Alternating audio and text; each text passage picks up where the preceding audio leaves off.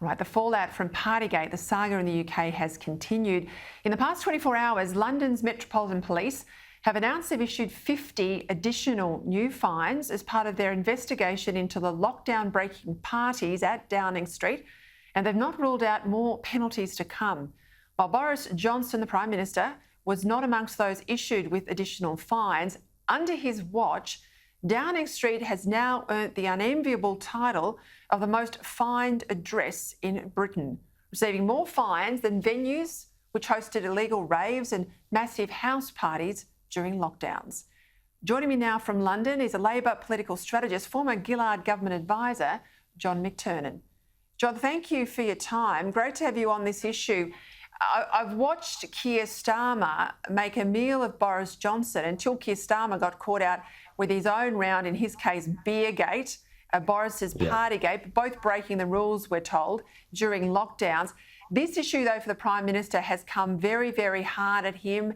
These fines, a huge number of fines at Downing Street, it doesn't appear to be going away. What's been the reaction in the UK and what's likely to happen next? Look, I think it's not going away, and the Metropolitan Police have still got more parties to investigate. So more parties, more fines. So it's got the record already, but you're absolutely right. Imagine that an illegal rave has fewer fines than number 10 Downing Street, the centre of UK government. And I think the problem for the Prime Minister is he'd hoped that he could muddy up Keir Starmer with Beergate. Keir Starmer has finally said, if he's fined, he'll resign. So he's made a dividing line between him and the Prime Minister. And he's already been investigated once and cleared. He expects, as a former public prosecutor, he'll be cleared again. But the real story is in Downing Street, because it's not simply the fines. And the fines are bad enough. There's been some focus groups in seats where there's going to be, in electorates, where there's going to be by-elections coming. And previous Tory voters are saying they can't vote Tory while the Prime Minister is in office because he's a buffoon, he's a liar, he's a hypocrite. And so there's a huge amount of damage being done to his personal brand.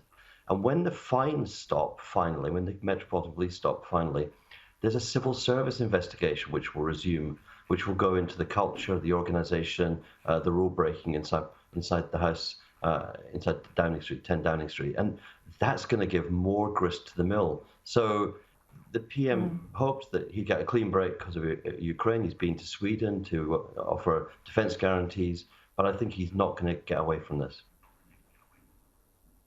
So what's your assessment? Is he going to have to go? Well, I think my assessment remains it's very hard for the Conservative Party because, as the saying goes, you can't replace a somebody with a nobody. If you put Boris on the backbench, he would still be the most charismatic politician the Conservative Party have. So it's very hard to put him on the backbench, and he's doing a very good job of managing the caucus, the Parliamentary Conservative Party. He keeps giving them elements of what they want. So he's picking a fight with the European Union over the Northern Ireland Protocol. He is proposing to cut civil service numbers in order to cut taxes. So he keeps offering things for the future, which all give a reason for people to stick with him.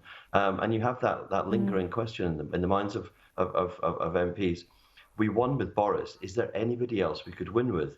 And they may be settling into he may lose, but we may as well lose with him as with anybody else. And that, you know, the feeling when a governing party starts to lose the will to win, the will to fight, it just kind of goes, well, it's all over. He's not quite there yet. There's an attempt at energy, but you feel that there will not be a push. There won't be an attempt to knock him off. He'll just keep getting through. Be more scandals, but he won't go. Well, I thought of you when I read a terrific piece by Troy Bramston in The Australian this week. He was talking about the fragmentation of the voter base in Australia in federal elections. Both parties at the moment are struggling to get a clear lead over the other. There's more momentum this week to Labor, but the traditional supporter base for both have gone under really significant transition. And things like demography and education and income has divided people rather than class. Labor in Australia has lost the working class vote. They're picking up those with university educations, those with a lot of money in their pocket. And on the other side, the Liberals have lost the rich and the business types and those with a university degree. They're getting the tradies and those who haven't got a tertiary education. And I thought of you because this has been a phenomenon in the UK for some time, hasn't it? Yeah, there's a sense in which traditional parties are swapping electorates. Professional middle class people in Victoria in the 60s or 70s would have voted Liberal. They're now going to vote Labour. They're a safe base for Labour, and working class voters would have voted Labour. That switching of the electorates is going on at a time when the composition of our countries, both Australia and the UK, is changing. The most important electoral strategy ever introduced into Australia by the Labour Party was Gough Whitlam's expansion of higher education, paralleled in the UK by Harold Wilson in the 60s and by Tony Blair in the 90s. Higher education, going to university, appears to trend people to vote left of centre. And as people become more middle class, it becomes harder for both parties to the middle class leave the Conservatives and go to Labour, but the working class leave Labour and go to the Conservatives. And it's a very unstable coalition on both sides of it, because you took Conservatives, successful Conservatives like Margaret Thatcher, are economically liberal. And socially conservative, but the economic liberalism opening up the market is quite scary for some of the working class voters. So we're in a period of transition, and it looks to me, it certainly felt to me when I was in Australia, and it looks to me from here, and it looks to me in the Britain, we're going through a kind of recomposition. So I expect in the UK a hung parliament in the next election. I think people are going to vote for anybody but Boris, so Liberal Democrat. In rural areas, Labour in urban areas, but there will be no majority for anybody. And we're going through this transition as the economy changes, as the number of people going to higher education increases, and those kinds of look.